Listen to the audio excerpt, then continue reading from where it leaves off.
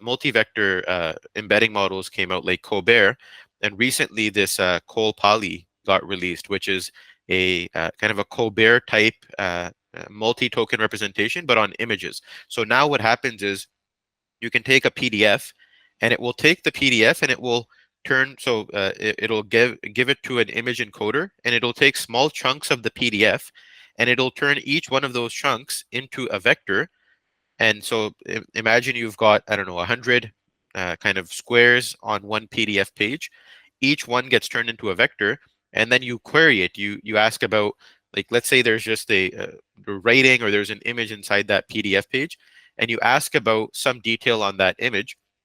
The token, the vector for that piece, can interact with the query, and now you can answer questions specifically by doing this multi-vector document embedding with Col-Poly, right?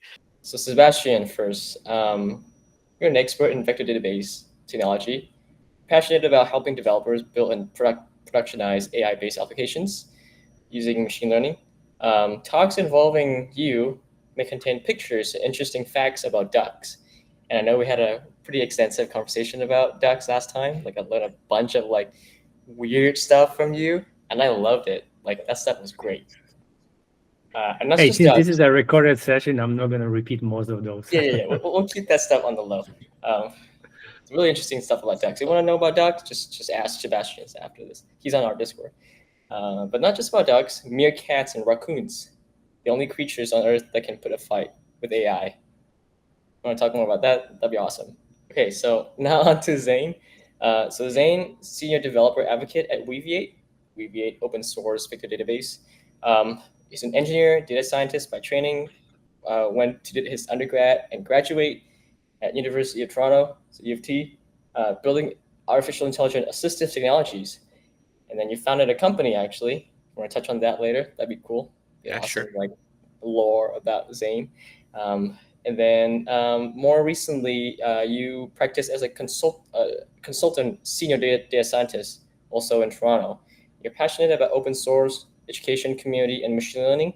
That's why Zain's going to stop by Ottawa in like a month to give an in-person workshop and talk about retrieval, which I'm really excited about. Okay, so this is what Zain sent me. Warning, Zain's superpower is seamlessly explaining complicated concepts. If you listen to Zain, you are learning. There's no hiding from his knowledge. I love that line so much. That sounds very self-serving. I did not write that. Sebastian wrote that. So let me just. I wrote that. Let me just. I did not say that about myself. So I'm that not line full of myself. is on all of our marketing materials. There's no going back. Everyone has seen that. Thank you, Sebastian. Okay. Cool. Yeah, absolutely. Welcome to the webinar, guys. Hey, thanks for having us. Yeah. Great to be How do we do this? All right, so let's jump to the first question. Pretty tough one. Not really.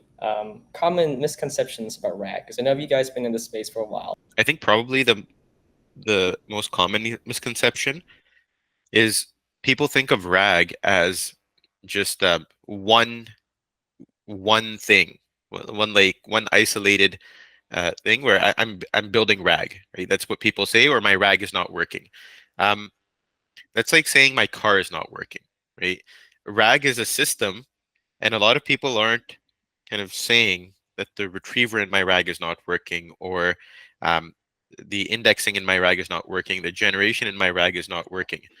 And so a lot of people are just thinking about RAG as this black box concept of question go in, relevant answer come out. But it's actually this really nuanced, like the retriever is super nuanced, the indexing is nuanced, there's the generation is nuanced, how you make decisions around that. I think that's probably the biggest misconception. And then once you start getting into this, it's a system as opposed to one thing, there's a system of modules, then you can start to make the right decisions around how do you evaluate each one of those systems, right? If my retriever is not working, if the vector DB is not working, how do I get it to work? If my data is in all sorts of modalities, images, text, how do I index all of those? If the language model isn't the best one for this job, then how do I change that?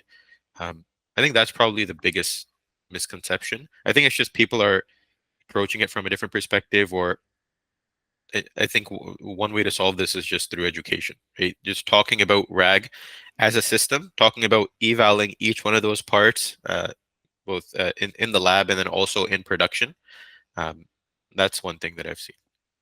Yeah, like I think you're absolutely right with that, and there's so many elements to it, right? And like the classic of garbage in, garbage out as well, like the kind of data that you use as the source of knowledge, right? Because if you don't have anything to retrieve from, like how do you expect like the right kind of answers, right?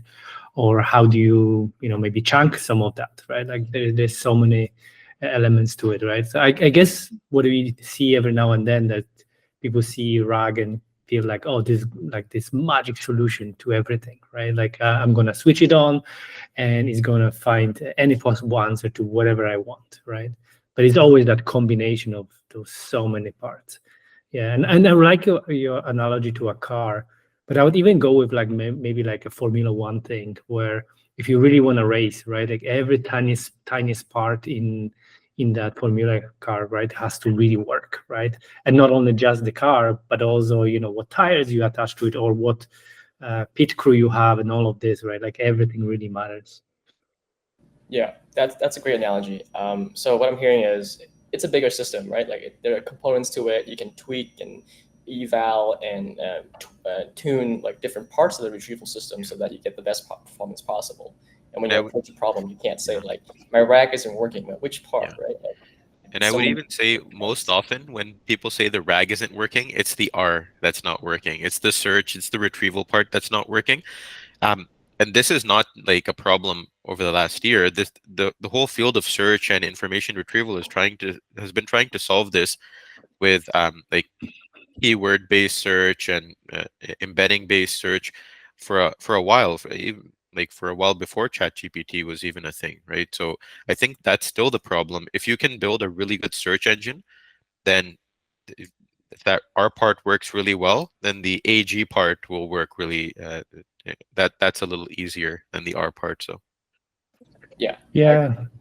Go ahead. Yeah, sorry.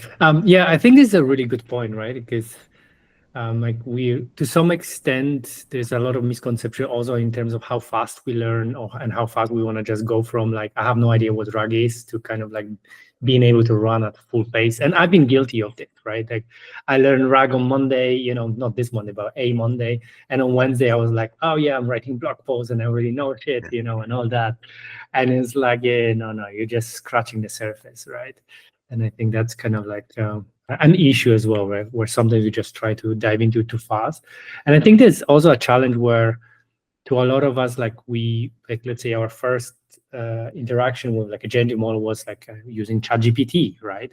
And then so ChatGPT was trained on a ton of data. And now like there's that expectation that I could build something that could answer anything. But at the same time, the retrieval part, there's like a lot less data than let's say ChatGPT that the GPT model was trained on. So we also always have to be mindful of that, right? Like you need to have the basis to pull from in order to generate actually a meaningful answer. Yeah, and speaking of eval, there's a company in Ottawa called Vectorize actually doing a lot of cool stuff around that. So what they do is they allow you to like try basically like have a playground for like multiple different models and chunking strategies. And then you can run like an experiment with one click.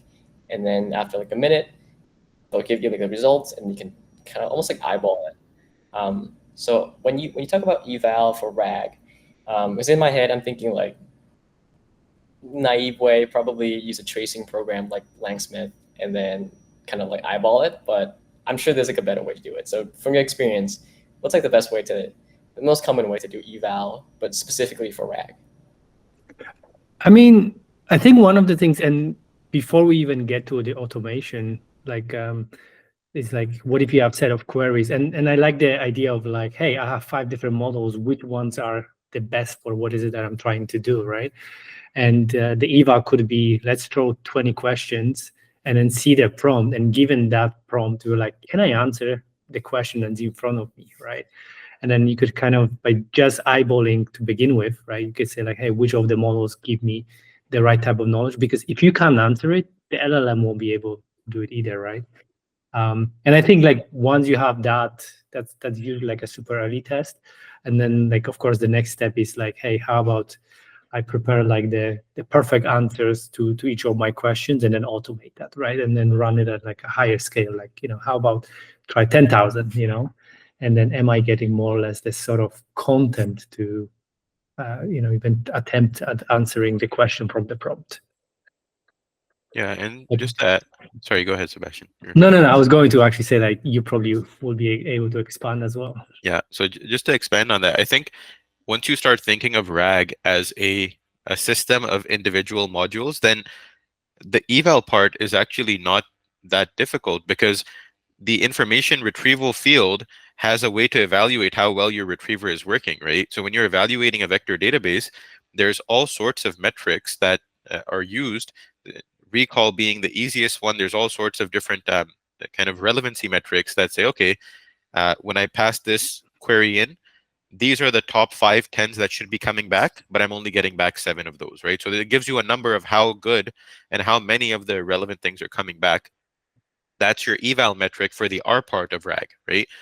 There's metrics around the G part of RAG as well, right?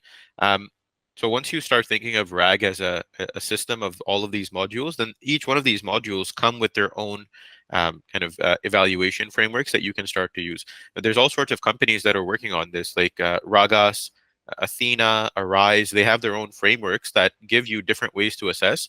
I think the interesting part is how you evaluate the integration of these pieces, right? So how do you evaluate the integration of what comes out of the retriever and goes into the generator, the large language model, right? There, like I'll just use Ragas as an example. They do all sorts of evals around looking at how relevant the retrieved context is to the query. So if you ask a question to a language model and you do a sidestep to retrieve context, they'll do this metric of how relevant is each one of the retrieved documents to the query. And then after the generation, they'll do another step where they'll say, okay, how relevant is the generated material to each one of the context? How relevant is the generated material to the query? Right? So they'll do all of these kind of integration level evals that will, if you run all of them, they'll tell you, the stuff that's coming back from the vector database is not relevant, or maybe the answer is not grounded in the stuff that's coming back somehow. Right? And so you can prompt engineer to fix the problem if that's the case. If the generated portion is not grounded in the retrieve portion and the retrieve portion is good, that's probably a prompt engineering fix. If the retrieve portion is completely irrelevant to the query, there's no amount of prompt engineering you can do to fix that. You kind of have to fix the vector DB retriever problem at that point, right? So I think there's a lot of frameworks out there, but I think it starts off with saying there's like these 3-4 systems: the indexing, the retriever, the generator, how you augment, how you rewrite all these queries, and then you can wrap all of that in an eval that already exists. It's not something people are inventing. This stuff has been there since before ChatGPT, so we just lean on all of the work that people have done already. Makes sense. Yeah, that reminds me of how like when I use re-rankers, it also gives me some of that metrics like in a really straightforward way as well, and that could be like a kind of like an entry point into like better like eval, or you can start keeping track of those metrics like using Cohere re-ranker, for example. You get like relevancy like metrics just from like comparing like the query to like the chunks that came back and stuff like that. Yeah. And then you can build up from there.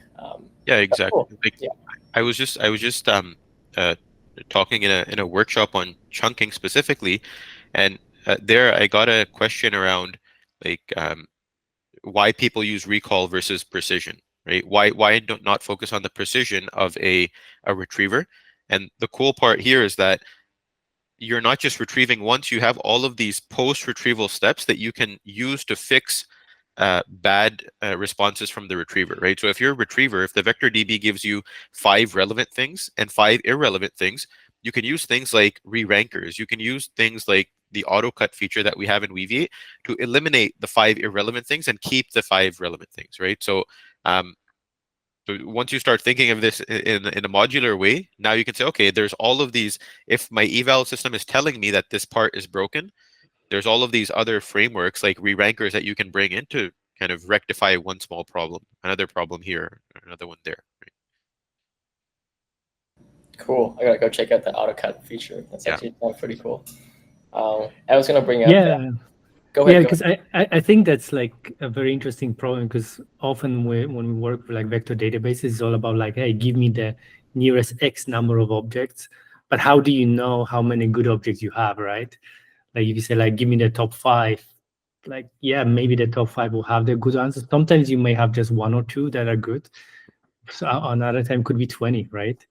It's almost like you open a fridge and your partner shouts like, hey, give me the top 3 ingredients for a pizza. And you look in and it's like, there's so many good things here, or there's nothing there, right? So being able to actually say like, hey, give me enough, of all the things that we have. Just grab the closest possible ingredient to the best thing. So just grab like pineapple or something. Oh yeah, definitely put pineapple on pizza. Yeah, definitely. Okay, so you're one of those people. Pick him out right now. This is Zain.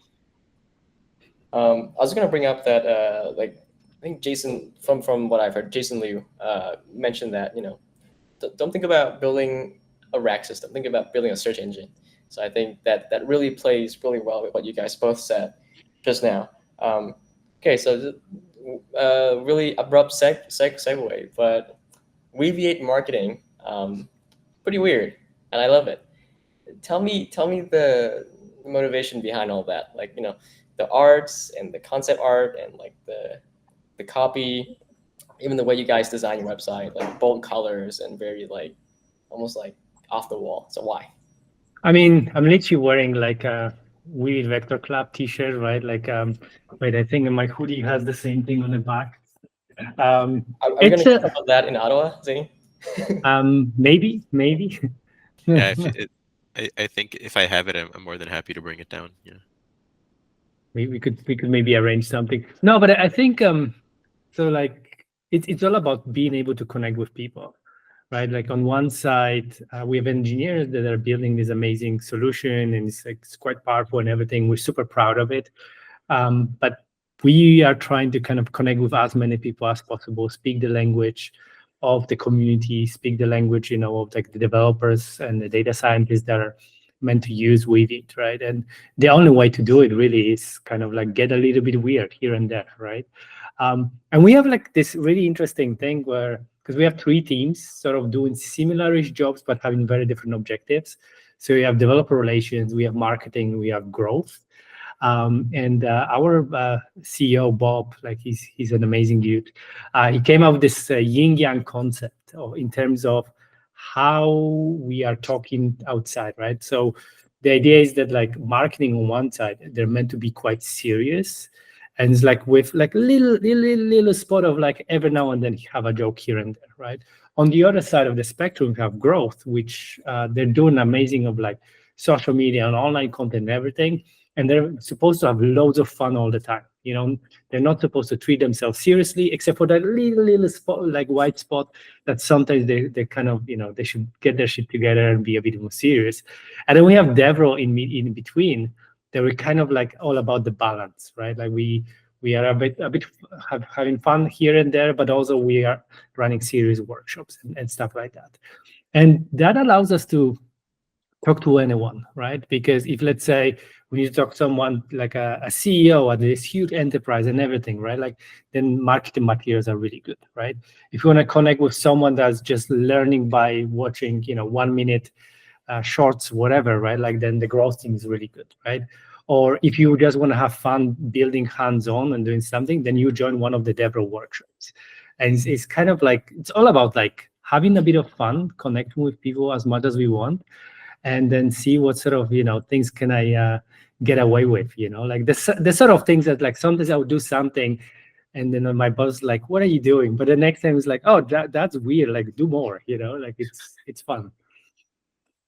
Actually, so I'll give you another example. So we had someone who, his name is John T, because I can never pronounce his surname properly. So once he created this demo project where he had like, he was acting like Batman. So he had all the crime lords and criminals from Gotham, and he was using vector search to find any criminals whenever, police were calling for help. And he was wearing like just like the hat, like Batman's hat and everything. The video got so popular that we got him the full costume now. Like he has custom made proper Batman costume, and then we are going to, and he's going to an event. He's not even in any of the 3 teams. He's a solution engineer, and he's going to a pretty serious AWS event pretty soon, and he's meant to wear the costume. So it's like my boss went like, I'm going to approve the expense, but you gotta wear it, and like we love it. That's it's so incredible. I love it. Got promoted from sales engineer to Batman. Look at that. Nowhere in the world will that happen. It's only Weaviate where that can happen. All you have to do is change your voice and go like. You gotta talk like Christian Bale. Great, that's awesome. I love that. Thank you for shining some light on like the weirdness at Weaviate. We're all for that here. Oh, we also have like some really interesting stickers and stuff, and so like quite a lot of them have like inside jokes as well. So like if you ever see any of our crazy stickers, talk to us and we can explain the history. Almost every one of them. Oh no, I don't have any here.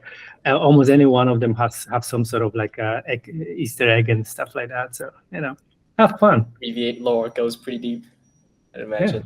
Yeah. And now that I think about it, I'm going to the Seattle event today, and I think I'll be able to get some stickers if they are, and I'll bring it to the meetup in Ottawa, so you guys can have some too. It will be fun. Yeah, actually, we have like the water tattoos, right, for those.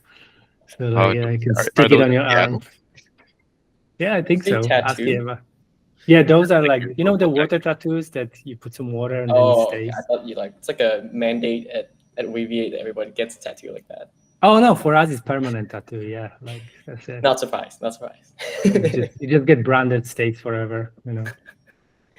Okay, so this is more of an existential question. The future of RAG. What do you guys think? We'll go with Zain first. I think there's a couple of things. First, people are going to start to think of RAG as a system. I've kind of beaten that horse to death, so I won't talk about that more. But I'll talk more about like retrieval of more relevant modalities, right? When RAG started out, people were just talking about retrieving text, right? And then people started to say, okay, but my PDFs have images, they have charts, they've got all of these other things that initially I ignored, and now I need to bring them in, right? So then people started saying, okay, one thing I could do is show a language vision model this image, get it to describe it for me, and that turns into a chunk. So now I've turned an image into a text, and now I can retrieve that text, and then that text describes the image, and that's one way to do it. Then we started to see these language vision models get even better, and then these multi-vector embedding models came out, like Colbert, and recently this Cole Poly got released, which is a kind of a Colbert type multi-token representation, but on images. So now what happens is you can take a PDF, and it will take the PDF and it will turn, so it'll give it to an image encoder, and it'll take small chunks of the PDF, and it'll turn each one of those chunks into a vector. And so imagine you've got, I don't know, 100 kind of squares on one PDF page. Each one gets turned into a vector, and then you query it. You ask about, like, let's say there's just a writing or there's an image inside that PDF page, and you ask about some detail on that image. The token, the vector for that piece, can interact with the query, and now you can answer questions specifically by doing this multi-vector document embedding with Cole Poly, right? And so that's a really big game changer for retrieval on documents. And so now as people start to say, well, we've implemented the basic text RAG, but now we need to handle images, we need to handle tables, we need to handle all of this. Technology is kind of chasing that, right? We had Colbert first for re-rankers. Now we have kind of this Colbert implementation to just retrieve on PDFs directly. And who knows what the next modality is, right? Maybe people will start saying, I've got these videos, and right now what I'm doing with video RAG is I'm transcribing it, I'm putting it into text, and then I'm retrieving from that. But maybe there's information in the actual image that I want to retrieve as well. Maybe there's relevant stuff in the images or the frames or the video. So maybe I need to learn some sort of dual modality, and then I retrieve based on that, right? So I think that part is going to be super exciting. Like the the ability of these generative models, the language models, to handle vision, audio, all of these other modalities, and then your retrievers getting upgraded with these superpowers now, where the retriever can retrieve over direct PDFs. With Cole Poly, if you guys haven't checked it out, it's magical technology. You don't even have to extract text or images from the PDF. You can literally just dump the PDF in, and it will read the PDF like an image, and it will kind of interact with the different snippets of the PDF. Right? So we're getting this upgrade on the language modeling technology, which a lot of people saw coming, right? These language models are just text, masters of text, but they're going to need to see. They're going to need to hear soon enough. Right? And then the retriever component is kind of following suit. Now that my language models can see and hear, well, now I might be able to retrieve images and retrieve songs and audio, and then that's being upgraded as well. So I think that's where the future of RAG is going. G is kind of, there's more interest in the G part, so people are adding modality to the G part, and the R part is kind of playing catch up and saying, okay, I'll add this image modality to the R part, the sound modality to the R part, make it better. That's super exciting. That's very exciting. Yeah. Awesome. Yeah. Just quick few questions before we move on to Sebastian for the existential question. So you mentioned, because I've been going through this personally. So naive way, we throw the multi-modality, like, object or like the piece of content into a multimodal model. We get the text description back, and then we kind of like retrieve based on that. Yeah. But then the smarter way is obviously to use a smarter embedding model to like Colbert to kind of like capture the meaning and the relationship between like the different, I guess, like elements and pieces and pixels on the PDF or an image or a video compared to like the other things around it. I'm wondering if you personally seen better performance increase using the second way as opposed to like the naive way, which is like just throw everything into like vision models and then just get text out of it, and then just open AI embeddings v3 on that, and then do the regular way. Yeah, I think so. If you're just retrieving from PDFs, this is definitely better, right? The Cole Poly way is more accurate. Now, if you're doing RAG, so this is just the retriever portion, right? So Cole Poly will solve the retriever portion for you. If you have a question and you want to say which part of my 500-page document answers this, you'll be able to retrieve from the PDF. Now, you still can't give, I know where the answer is, but I can't give that to a G-based system, right? The language model, large language model. So for that, I think the description is still good. Right? If it's an image, you describe the image and you give it to the large language model to generate off of, or if it's a text, you just extract that chunk out and you give it as text. But it does work well, much better as a retriever, because you don't have to worry about all of the processing and extracting the text and the images separately. Like that headache is completely gone. And then I will also say I think there might be something better, like a month or 2 months from now, because initially the naive approach was just take the image and use a multimodal embedding model and embed the image with the text and then retrieve based on that. And then that didn't work as well as describing the image with text and then embedding the text. And now we find that the embedding works. We go back to the embedding approach, but as long as it's not one vector that captures the image, but it's this multi-vector Colbert type approach, now it works well. So who knows? Maybe we'll find some in the future. We'll find some other combination of text and image that works much better than just the image with the Cole Poly type approach. Gotcha, makes sense. Okay, Sebastian, it's your turn. I think, Zain, you focused a lot on like the kind of tools that we might get. Like, hey, we might get like more powerful tools like multimodal models, different techniques. But I think for me, the future as well of RAG revolves around the use cases, right? Like majority of RAG use cases I see today is like, hey, here's a piece of content. I want to ask questions based on this content, right? Like Zain said, like I've got this 500 pages long PDF. I want to find this answer. But for me, actually, a big part of the future is even moving away from it. Like not so much about having a chatbot that I can ask questions based on my data, but actually make changes to the real world based on that. And it's not so much as like building an agent, So we call it like the genetic feedback loops. I mean, I don't think we invented the name, etc., but we're investing a lot of time in it and resources.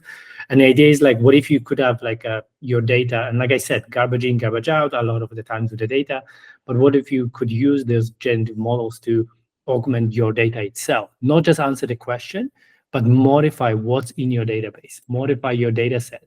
Like could be an example, maybe you're building competitor to Airbnb, but everyone that you work with just tell you, you know, the neighborhood, how many rooms they have, whether they have a bathroom or TV or not. And then based on this, you could go like, oh, okay, I'm going to generate really cool descriptions for everybody's apartments, etc. Right? But again, it's like often what's limiting us is like our own imagination. We're all kind of stuck in the ChatGPT world, where it's like, hey, ChatGPT does it very well. How can I do ChatGPT on my data? It's like, what else can we do with it, right? I think that's kind of the big part of the future, because if you're just asking the questions like, yeah, it's cute, but it could get really powerful the moment you can start augmenting your own data. So I think that's kind of like definitely one of the huge things that I'm looking forward to, but not in a sense of like an agent, right? Like say like, hey, go figure this out and do that other thing, right? Still kind of like directly attack it. I think that's one of the things for me. The other thing is scale. I think at the moment we're still quite limited, especially around the like, retrieval part. Because quite often, like, you know, if you look at some of the embeddings, right, like if you use like one of the bigger ones that is 3,000 dimensions, that's 12 kilobytes for an object, for just a single vector. And now you're telling me that you have thousands of PDFs and you need to, you know, use Qualipali or something to like do get like a trillion vectors, whatever. Where are you gonna get all the RAM from, right? Like what else can we do with it? And I think there's like also like the future is kind of like, can we use all the smart techniques like, you know, quantization to compress your vectors and do all sort of stuff, like how, so I'm really trying to get at like, what are the use cases? What is the kind of the real thing? What is the value, right? Like if I go to company A or B, say like, why should they pay me $1 million for this thing, right? And I think that's a huge part of RAC as well. So yeah, if you combine, you know, like a crazy scientist like Zain and me, it's like thinking of use case and do it, like I think you have like a combination of best worlds. Yeah, going off of that, I think Gene AI just came out with I was talking to Zain about this, the new embedding model version 3, and it's like, I think there was one line in their news press release that says, even though the default dimensions output is 1024 dimensions, but you can reduce it down to 32. I'm like, what? That's crazy. I don't believe that, but it's Gene AI, so they're pretty nuts. So just a quick segue into that. Sorry, shameless plug. Well, like we already have it integrated in Weaviate. just like saying. as of today? As of today, got published Crazy. already. So it's not news to you guys. Yep. Yeah, I was just reading the press release and like, I gotta try this. Yep. And then now I know how to try it. Just using through like Weaviate. It's great. Just use Weaviate. Yeah, we have it already. It takes like 3 lines of code. You'll be good. Nice. Yeah, so the quick segue to that. So like, each of you guys, tell me just one thing that is the most exciting thing that Weaviate is working towards right now. One thing. Starting with you first, Sebastian. One thing. There's so many really cool things.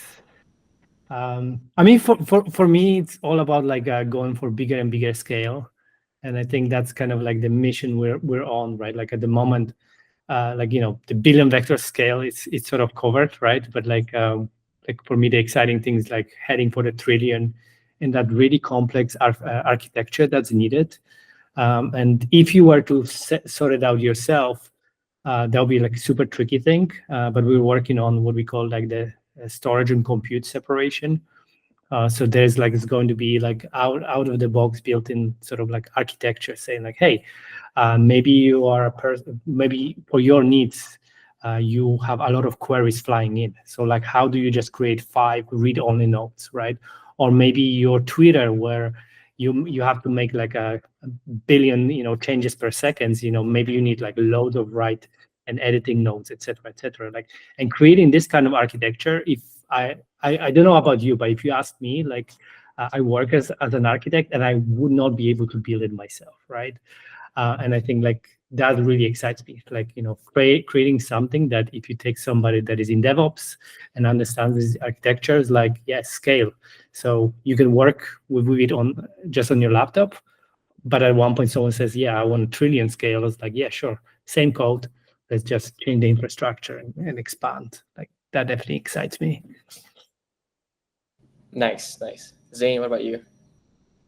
Yeah, for me, I think it's on the multi-vector retrieval portion. So this is probably not as long-term as what Sebastian's answer is, but short-term, I think it's um, using like multi-vector representations and then being able to retrieve from them, right? They don't scale as nicely as the kind of the bi-encoder approaches that are bread and butter for Weaviate right now and for pretty much all vector databases right now. But the advantage is that you can pay attention to every single detail, every single token so well. So the quality is just out of this world, right? And so like I think we were thinking about it for Colbert before, but now with Colpali and document-based retrieval, not having to do a lot of processing on your PDF documents, working on this feature that soon people will learn about, I think that's super exciting because what's exciting to me right now is that AI. There's always been a lot of activity in academia. There's always new things that are coming out, but now, like in industry at Weaviate, we're actually modifying the trajectory of how Weaviate gets built, what features we prioritize as a result of what in academia is useful. So this Colpali got released, 2-3 months ago, and now that kind of thing from academia is affecting our product roadmap, and we're changing this aspect of Weaviate. And I think that's very exciting in the technology itself, but also the overall framework of you can trust that if next month something interesting comes out, we're looking at it, and if we think it's important enough for our open source community and our customers, it's going to be on the roadmap. And if it's important enough, it'll even get prioritized. Right? That's what I think it'll take to get to the long-term vision of where Sebastian says it'll scale up really high. And how do you architect this thing? I think it's being super happy to take input from the community, take input from the academic community, and say, this is important. We need to take this and add it to we need to prioritize and add this feature. And I think like the short-term implementation of the multi-vector support, because it fundamentally changes how you're doing calculations, right? If it was not important, it would there would be no reason for us to do it. But because it's the demand is so high for that, we're going to have that. And if we do enough of this, I think we're going to get to what Sebastian was talking about, that really large-scale, very useful product that'll be flexible enough to, whether you're from e-commerce, finance, or healthcare, you'll have something that you want that'll work out of the box with Weaviate. Yeah, I think you're making a really cool point, and I think I remember like how fast we moved when hybrid search kind of became like super, like really powerful, and it was like, okay, and basically combining keyword search together with vector search, right? But what I liked, it wasn't just about ticking the boxes, saying like, hey, you do hybrid search, you know, this, and all these components, all those components there, write this super complicated documentation and go. And now we were like immediately, okay, let's create a hybrid search, but in a way that takes minimal amount of code, right? And I saw like one of your sessions, we talked about it, like you were talking about like, hey, here's how you do hybrid search with this database, that database. Like in Weaviate, like literally, like as you import the data, it's like 3 to 5 lines of code. And I absolutely love our engineering for it, right? It's always about like, how can we remove those pain points from you so that you focus on what is that you're building? You know, if you're building something like Zain, you said like, yeah, maybe for finance, or maybe there's a charity project, like you just focus on that. Don't worry about the other parts. Yeah, I remember that. And I think you asked a really great question. So we talked after I did the workshop, and I was like skeptical.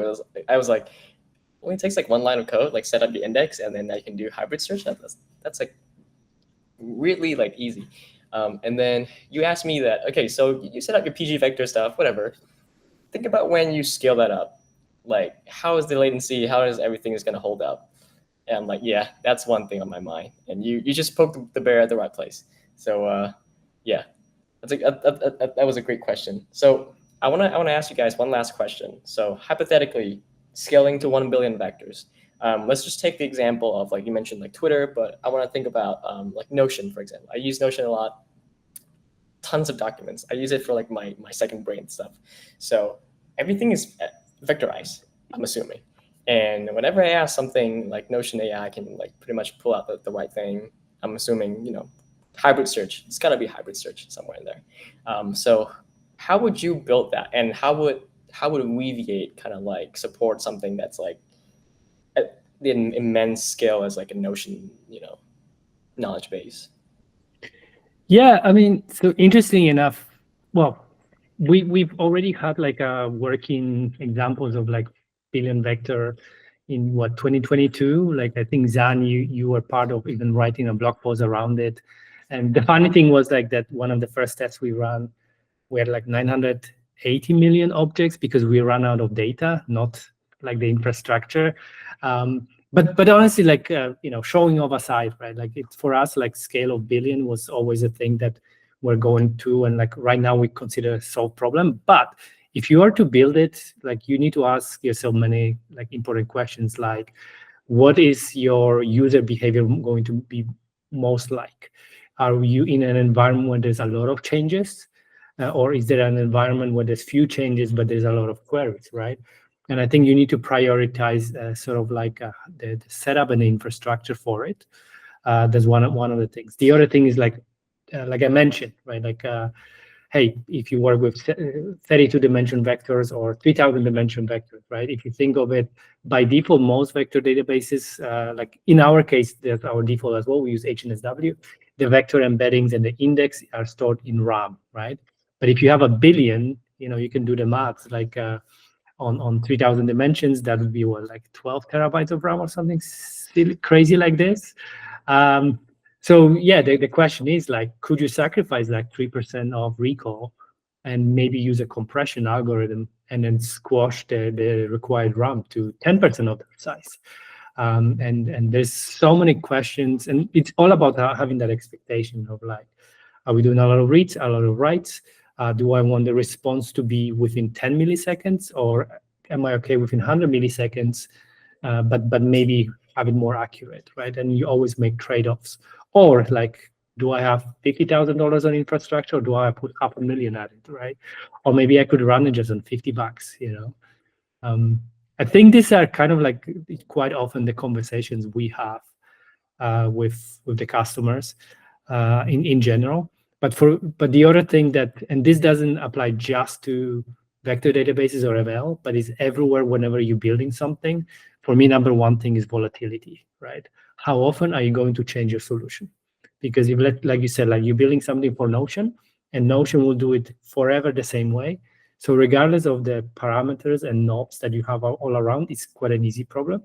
However, if you expect the use case to change every 6 months, every 12 months, how well can you pivot? How well can you change? How well can you, start turning the knobs, et cetera, et cetera? That's kind of like really important thing. I don't know, like this is like a big answer, but I hope this helps you grasp the idea. Yeah, and then if I were to add anything to that, I would also, when I think about scalability, I think about the different dimensions of scalability, right? Are you scaling vector objects simply in one index?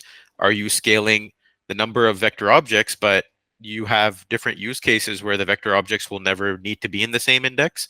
Are you scaling and you have a constraint on how high the latency can get?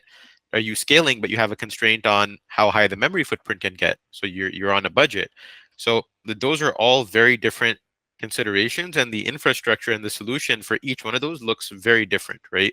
So we've got customers who are scaling object count, and all of the object counts want to live in the same index. Right? And that's a different solution completely compared to if you're scaling object count, but it's not the same index. So you might have like one customer and they've got 100,000 objects, and then you're adding 5 million customers, but each customer will only have 10,000 to 100,000 objects. So that's a solution where you need to scale up multi-tenancy, right? How big a single index can get doesn't matter at all in this case. How many indexes you can handle that have a very small size matters a lot, right?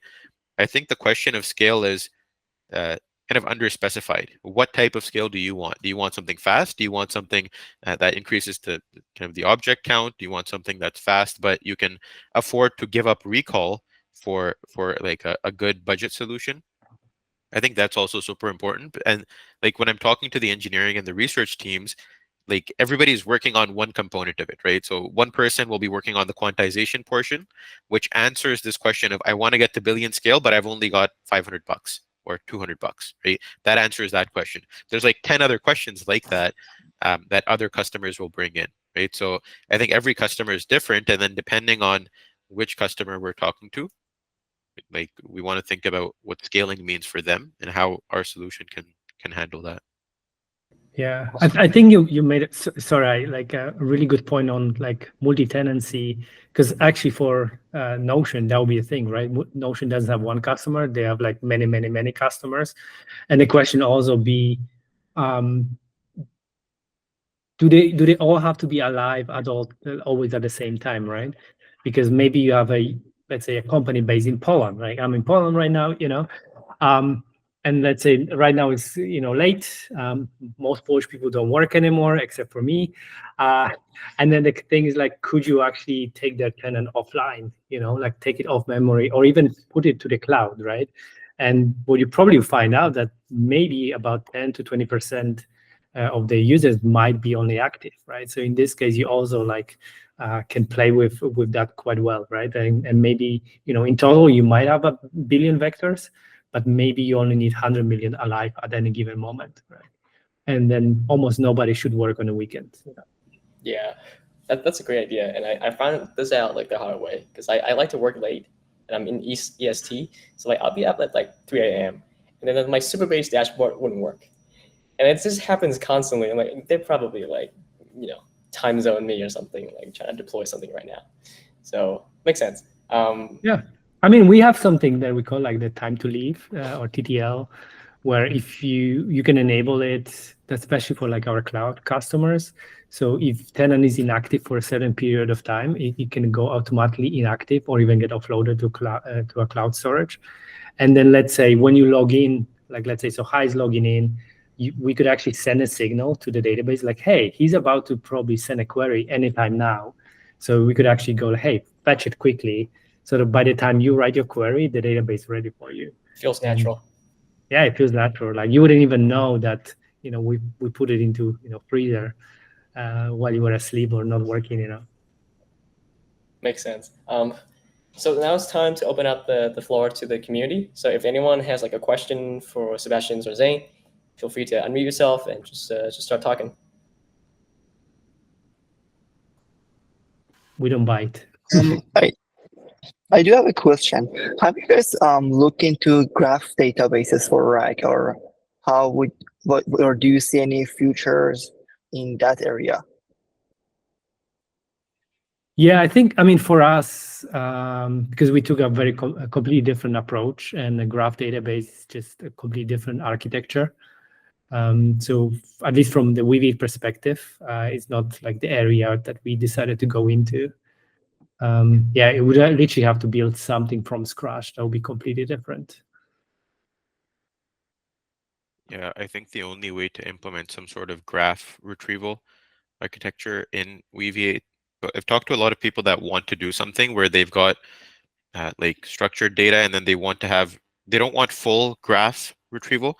They just want the unstructured data to have references or relationships, right? So that level of low weight kind of co-references or references between different objects, that we can handle for sure.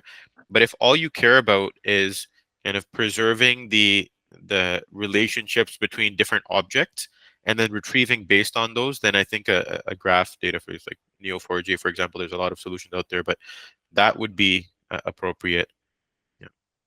Yeah, because you do need like a specific architecture and design for it to make many hops. Because if you take any type of other database that is not like out of the box, graph focused, linking or attaching references is like a super slow process. Like in my previous life, I worked at MongoDB, and we had a saying there while I was there that if somebody was like trying to do like linking of tables or collections, they probably already failed with the architecture design of the database. But with graph database, the opposite, right? Like everything is a connection, right? Like, so yeah. I hope this helps. By the way, this is not a judgment of whether graph database would be good or not. Like this is just us not doing it. Yeah, just different tools, right? Apples, oranges. Yeah. I have a quick question. This might sound a bit dumb, but I forgot what recall means. Can you like just explain to me? Like I'm 5. Yeah, cool. So if 5, if there's 10 toys you like, and you want to get back all of those toys, but you only get back 5 of the 10 toys that you like, there's like 100 toys, you want 10 of them, you only get back 5 of the 10, that's a 50% recall because you got 5 of the things that you wanted, right? If there's 10 chunks in a document that are relevant for your query, and your retriever only gives you back 5 of them, then that's a recall of 50% because you got back 50% of the things that you actually wanted, right? And so typically for a retriever, you care about recall because there might be important information in those 5 things that the retriever didn't send back to you, right? If you can maximize the recall, then at least you're guaranteeing that anything that's relevant is coming back, right? Even if you over retrieve, let's say if you want 10 toys back and you ask for 25 toys, as long as the 10 toys that you want are in that batch of 25, there's ways, like I mentioned, post retrieval strategies to throw out the 15 that you don't want, throw out the 15 chunks that are irrelevant, as long as the stuff that is important is in there, comes back, right? Because if you retrieve and 5 things are not there, then they could be anywhere among the millions of other chunks that you have in your vector DB, right? So that's what recall is essentially measuring for. I think you managed to confuse me a little bit, but the way I always think is like if you have 5 favorite toys, right, and you ask your parents, like, "Hey, mom, like, go bring me my 5 favorite toys," and they bring 5 toys. If all of them are exactly the 5 toys that you love, then that's 100%. But if they got one wrong, the recall is then 80% because exactly you got 80% of the answers right or wrong. And I have opinions about this huge fixation on recall because that's kind of it's an easy way to judge the quality of like a search algorithm and everything, especially when it comes to embedding models. And for me, that recall is like, according to this model, what would be the top 5 toys for Zain, right? And the thing is that the models themselves are imperfect. Yes. So people fixating on like, I want the recall to be always 100%. You're only fixating that you get 100% exactly what the model would give you, but the models could get it wrong too. And for me, the key thing is that, let's say, if I'm building an e-commerce site and somebody says like, hey, I am looking for a black mouse for a gamer. And, according to this query, there's like the top 5 mice that you should get back. But if I give you another 5 that are still gaming mice and they're, and you are going to buy them because I show them to you, isn't that successful or not, right? Like, so we need to kind of maybe take it with a pinch of salt, right? Like not be fixated on it. It's always about like how useful is the result that I'm getting back. And especially in the context of RAG, if you say like, give me the top 5 articles on this topic, if that helped your LLM to answer the question, then it's not that bad. However, if your recall is terrible and you keep getting completely wrong results, then yeah, you have a place to worry. Yeah. It's just my opinion of like, fighting data scientists, and Zain and I had this conversation like a million times. And then I would also say the recall that you calculate should be based on your ground truth, right? So if you have your own data set, and like in the e-commerce case, if you're recommending 5 things and like the 5 things are very useful for that customer, then I would say your ground truth should probably account for those 5 being the ground truth. There's something wrong in your ground truth if the things that you're sending out, your ground truth is telling you these are not relevant, but the customer is engaging with those things. I think that's not a problem for the retriever. That's a problem that your ground truth is actually not capturing the truth of what your customer is like. That's a separate problem, right? Yeah, I mean, I think it's just we have to measure measure performance somehow, and recall is most often. It's not the only one. There's all sorts of other metrics that you can use to assess how well a retriever is working, but it's the simplest one. It's what people go to, like the recall at the top 10 objects or the top 15 objects. It's a very common one that people use. So it's just if you're comparing, then that's something that you're gonna go to, because the other guy is automatically gonna know what you're saying. Yeah, but what Sebastian mentioned is important. The recall is going to tell you how well the entire retrieval stack is, whether it's good or not, right? That includes the noise from the embedding model. If I have a completely garbage embedding model, it doesn't matter how good my retriever is, how good my vector database is, my recall will be garbage. Right? So this kind of one number sums up the whole retrieval stack. And the retrieval stack itself is a bunch of modules in there. So you can, if the recall for your retrieval stack is bad, it might be because the model you chose was bad. It might be because the vector DB you chose was bad, right? So there's different components in that as well that people have to look at. Makes sense. Yeah. So I was thinking contextually, like relevance, right? So like recall, but like contextually, like which part, and whether or not like the business logic applies here, or just like a part of the retrieval component, and which part, and then you can like kind of separate them out, eval them separately. Cool. All right. So that's it for the webinar. Thank you guys so much for hopping on. Zain, I guess we'll see you here in person in Ottawa. Yeah, it'll be fun. I'm gonna be there. Awesome. And Yeah, that's thanks it. for having us. Thank you guys. Thank you guys. This was a lot of fun. Thanks. Awesome. Bye. Take Enjoy care. the rest Bye. of your day. Thank you. Take care. Bye. Thanks for joining us.